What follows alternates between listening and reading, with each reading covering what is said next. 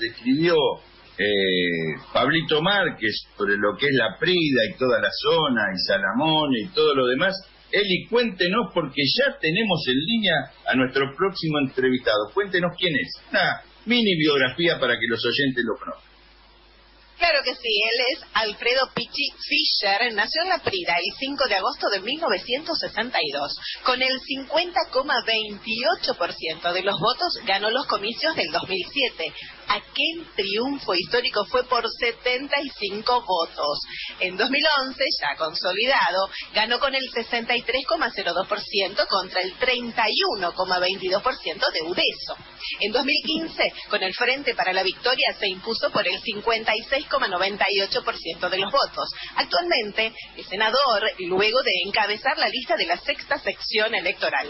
Ocupa la vicepresidencia primera de la Cámara de Senadores de la provincia y está en la línea de sucesión provincial. Es por ese motivo que a comienzo de año y ante un viaje de Axel Kicillof ocupó la vicegobernación. Muy bien, está con nosotros ya Alfredo Pichi Fischer. Muy buenos días, senador, ¿cómo le va? Ya lo pongo en línea y a conversar con Omar Plaín. Adelante, Alfredo.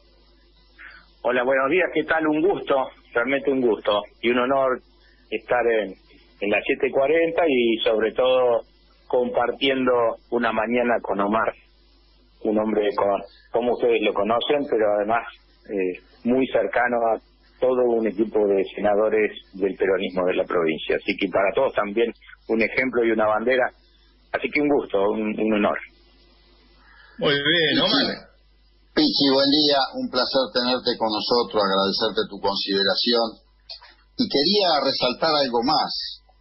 Pichi gana un distrito que durante 24 años estuvo gobernada por la Unión Cívica Radical, porque ganar un distrito en el conurbano al peronismo nos resulta relativamente más accesible. Ahora, ganar un distrito en la sexta sesión electoral, en parte de la Pampa húmeda, realmente es muy difícil, así que agregar eso, Pichi, a tu lucha, a tu presencia y lo que le has dado al peronismo, no solamente al peronismo del interior, sino al peronismo de la provincia y al peronismo nacional. Así que con esto te estoy saludando, Pichi. Bueno, la verdad que cuando la compañera hacía ese raconto, la verdad que era como una cuestión extraña, ¿no? Nunca lo había escuchado, lo habíamos hecho, así que es realmente notable puesto. Pero bueno, ¿qué va a hacer? ¿Viste? Es lo que va, qué sé yo, lo que se va dejando atrás en un proceso de mucho recorrido. Ya cuando uno empieza a tener muy poco pelo o lo tenés blanco, tenés oportunidades de hacer eso. Y sí tenés mucha razón, no por el caso de lo que logramos en la PRIA, sino por todos los compañeros que han decidido defender las banderas de Perón y de Vita, de Néstor y de Cristina, en lugares donde la cultura conservadora dentro del interior bonaerense genera anticuerpos ante miradas progresistas, de reconocimiento de los derechos de los trabajadores, donde cada una de las vueltas a las botas que tuvo la política argentina durante los últimos años fueron procesos casi que celebrados en sociedades donde siempre desde chico te acostumbrabas a escuchar qué es lo que haría un milico cuando estábamos en época de democracia, y esas cuestiones cierto le dan forma a la dificultad que tiene alguien que lleva el corazón de Vita y de Perón bien en alto. Entonces sí creo que tiene un valor superior poder en estos lugares tan lejanos del interior bonaerense convencer a nuestras sociedades de algo que es mucho más fácil de reflexionar en otras. Pichi, vos sos un gran actor del peronismo del interior de la provincia. De hecho, rescatábamos acá con Pablo Márquez, colaborador nuestro en el Senado, la tarea que hiciste con tu ciudad, con La Prida, el hecho de haber puesto esa ruta turística, ese circuito urbano de Salamone, ha demostrado la gestión y la capacidad de administración de nuestros intendentes en el interior de la provincia de Buenos Aires. Por eso, concretamente, lo que me gustaría hacerte dos preguntas. Una, con la responsabilidad que tenés vos de ser el vicepresidente de la Cámara del Senado de la provincia de Buenos Aires, ¿cómo ves el presupuesto que seguramente vamos a tratar la semana próxima o la que viene, el presupuesto del gobernador Axel Kicillof? ¿Y cómo ves, son dos preguntas, y cómo ves el aporte del peronismo del interior de la provincia de Buenos Aires? Porque sabés que en la comunicación concentrada que existe en nuestro país solamente se mira hasta la General Paz y un poquito más, no se mira mucho más, y todo el tiempo estamos hablando del conurbano o de Cava, y no hablamos del interior profundo que da cuadros permanentemente en el peronismo, y que, como te decía recién, no es lo mismo ir a una elección en un conurbano donde está altamente peronizado que ir a una ciudad como la que vos representás, ese interior de la provincia, donde hay una historia de conservadurismo y de radicalismo muy fuerte y de intereses muy concretos, que allí se hace mucho más complejo. Entonces, quisiera ver estas dos visiones tuyas, de ese peronismo del interior de la provincia de Buenos Aires, que normalmente nosotros nos agrada hacer esto, y que tenga la posibilidad de ser escuchados esos cuadros del interior de la provincia de Buenos Aires, y cómo ves también el tema de adicionamiento del presupuesto que vamos a tratar en breve en el Senado. Muchas gracias por la oportunidad. Siempre que uno puede reflexionar acerca de eso, y en un medio como la 740, es una ventana a una oportunidad, y te la agradezco. En principio, el presupuesto lo hemos estado viendo juntos, Omar. Se trata de un presupuesto que fundamentalmente tiene, en principio podemos decir que tiene un estigma, porque tiene una cajita donde está guardada una deuda de 1.150 millones de dólares, que no está considerada en el presupuesto porque estamos esperando el proceso de negociación que Axel ha tenido que asumir obligadamente después de un gobierno neoliberal y entregador como el de la gobernadora Vidal. Creo que pese al esfuerzo gigantesco de los medios hegemónicos, Vidal va a quedar como una de las peores gobernaciones de la provincia de Buenos Aires, cuando por supuesto se vaya corriendo un poco el velo de esta niebla que ponen estos medios sobre a veces el análisis que podemos hacer los bonaerenses de una realidad que debería estar mucho más clara. Ese gobierno nos dejó 7.000 y pico de millones de dólares impagables, y es por eso que el gobernador ha tenido que asumir un proceso de negociación muy difícil, porque es más difícil aún el que asumió Guzmán, y de manera muy exitosa en el ámbito nacional. Bueno, está trabajando en esto el equipo de gobierno de la provincia de Buenos Aires, y todos le podemos encontrar algún defecto a nuestro gobernador, pero decir, si hay algo donde estamos todos seguros también, que tiene una segura fortaleza, es en la mirada económica y macroeconómica, y sobre todo en las cuestiones financieras del alto mundo financiero. Así que en buenas manos estamos para esa negociación. Eso por un lado. Bien. Pero por el otro lado, con lo que queda del presupuesto, que es ni más ni menos que lo que hace una familia al inicio de mes, cuánto nos va a entrar, cuánto vamos a poder gastar y en qué lo vamos a hacer. Bueno, Axel le cambió el destino a lo que vamos a incorporar, a lo que vamos a ganar durante el año 2021, y en vez de ponerlo como lo tenía Vidal, destinado fundamentalmente a pagar servicios de la deuda, hoy lo tenemos centrado fundamentalmente a la reconstrucción de la provincia de Buenos Aires. Y sobre todo, el gobernador Kicillof lo está poniendo en un proceso fuertísimo de inversión en la obra pública.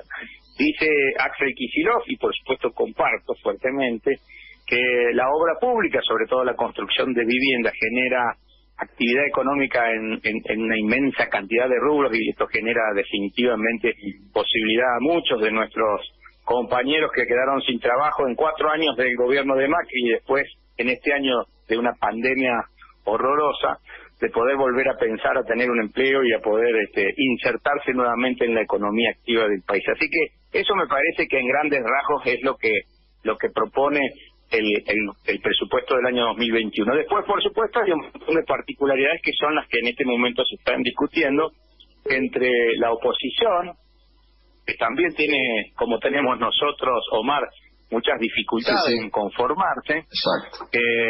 Desde esa oposición hay intereses de legisladores que dependen de intendentes del conurbano, en el PRO fundamentalmente, y después una gran mayoría que dependen o que tienen bases territoriales en intendencias del interior bonaerense, que son la mayoría. Y yo creo que esa situación, la de la influencia de los territorios del interior bonaerense, es una, y está, digamos, en lo que son las posiciones contrapuestas respecto del presupuesto. Esa influencia es la que tiene que ver con la demanda de los municipios de Cambiemos del interior de la provincia de Buenos Aires. La otra demanda es una demanda que todos conocemos, que tiene que ver con un reclamo que hace la oposición con algunos cargos que, si bien no está escrito en ninguna ley en la provincia de Buenos Aires, ha sido una cuestión de usos y costumbres que los ocupa la oposición. Tampoco es tan fácil. A partir de Dualde fue eso, ¿verdad? A partir de Eduardo Dualde fue eso y eso tampoco es fácil para quien es el gobernador o como nuestra jefa en el ámbito del peronismo de la Cámara de Senadores, que es Verónica, en relación a que no es fácil negociar con una oposición que tiene varias cabezas, con lo cual eso aspiro a que pueda llegarse a buen puerto. Con esas dos cosas yo creo que podemos tener presupuesto. Como siempre, hay también dentro de nuestra fuerza política distintas miradas respecto del presupuesto. Los intendentes, yo me cuento entre uno de los legisladores que tiene anclaje político en el mundo del municipalismo, reclaman mayor proporción de recursos para la administración municipal, y lo hacen ahí coincidiendo desde el peronismo y desde la oposición, en relación a que siempre es importante dotar a los intendentes que están en el primer mostrador del Estado de los recursos necesarios para poder enfrentar la cotidianidad. Ahí estamos en relación a un fondo que pueda ir directamente de provincia a los municipios para la ejecución de obras, y algunas otras cuestiones que tienen que ver con devolver o no algunos de los importantísimos fondos que el gobierno de Axel Kicillof a la atención de la pandemia en este año tan difícil. Yo creo que en las próximas semanas, Omar, vamos a ir encontrando las coincidencias para llegar a buen puerto con el presupuesto. Pero ese es un poco, calculo yo, la pintura que se puede hacer en dos pinceladas de la situación presupuestaria. Esta semana seguramente va a ser de muchas negociaciones y bueno, hay algunos sectores que piensan que podemos estar el jueves que viene tratándolo, algunos no son tan optimistas y piensan en algún tiempito más. Lo dije en dos pinceladas. A la otra pregunta que me parece... Perdón, Pichi, no sé cómo vas a hacer en dos pinceladas para definir al peronismo, eso es más complejo, me parece. Esto que hiciste bien en dos pinceladas.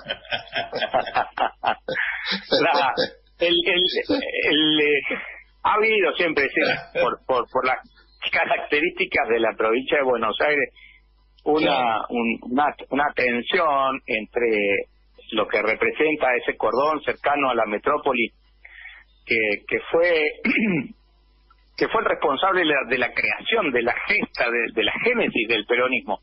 Es decir, es por eso que esto que vos bien mencionabas se hace bien visible y ostensible a 70 años de ese evento, ¿cierto? Es decir, ¿cómo no va a tener ese territorio cercano al puerto el reconocimiento a la figura del general y de Vita? Si después de la grande injusticia de una nación tan rica como la Argentina vino Perón y creó todos los derechos que bueno, bien define cada vez que hace uso de la palabra en la Cámara un hombre como vos, Omar, con tanta capacidad para hacerlo. Es por eso que en esos territorios hay una permanente generación y regeneración de la semilla del peronismo, de los derechos laborales, sociales, y por supuesto después de Néstor y de Cristina de otra serie innumerable de derechos que sociales y de género que se han ido dando en el país. En nuestros territorios, en este interior, la situación histórica no ha sido de esa característica, y llegar que esa cultura, que ese raciocinio, que esa cuestión espiritual y anímica te impacte es un poco más difícil. Yo nací en una familia peronista y nunca tuve esa dificultad, pero estudiar en escuelas donde te señalaran como el peronista, en un aula de secundario de 40 pibes, que el profesor de historia te señalara delante de tus compañeros en la época del umbilico y te hacía poner colorado, era una cuestión que te va formando el carácter. Por eso es que siempre estuvimos peleando por esos derechos en un territorio con mayor facilidad para estas ideas. Pero la idea es que en este momento me parece que hay más capacidad para ver este tipo de diferencias y de dificultades para poder analizarlas, porque está claro que si nosotros seguimos con nuestras políticas privilegiando aquellos territorios donde muchos más argentinos y argentinas se han fincado muchas veces por inequidades, por falta de oportunidades en el interior, y seguimos dándole más recursos a ese lugar tan reducido de nuestro país, donde muchas veces se genera más empleo, entonces lo que vamos a seguir haciendo, esto claro es el huevo o la gallina, pero vamos a seguir fomentando esa emigración interna hacia un lugar donde vuelven a producirse y a reproducirse las inequidades. El peronismo del interior ha tratado de juntarse para dar a conocer su voz. Tenemos ahí un compañero que estaba dando vueltas por toda la provincia como el ex intendente de San Antonio de Areco con un proyecto de arraigo. Paco Durañona tiene ese concepto muy incorporado y lo está trabajando.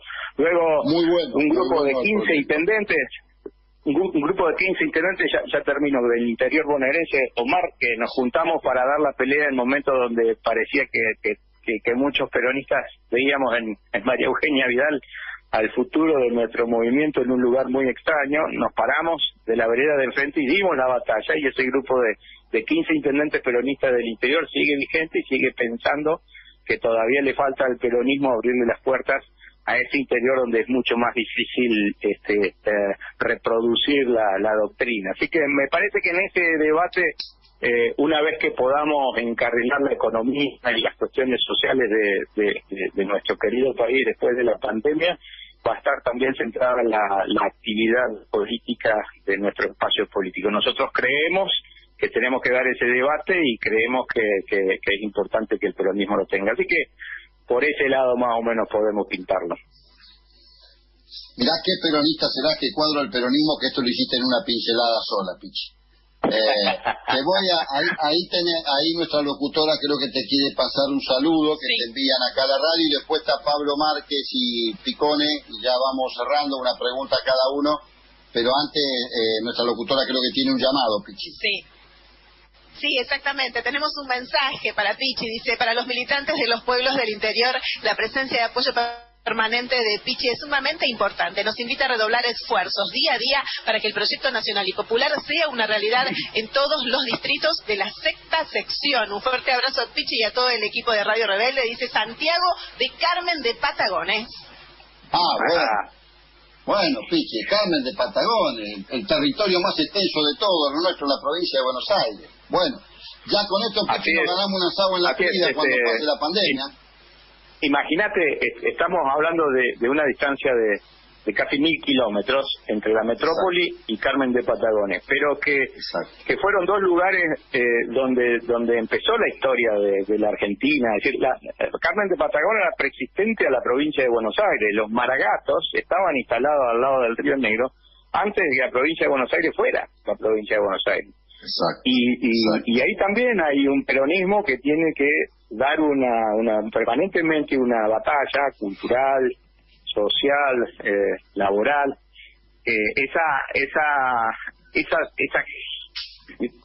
geografía tan gigante hace que nosotros tengamos una provincia con tanta diáspora de colores, de características.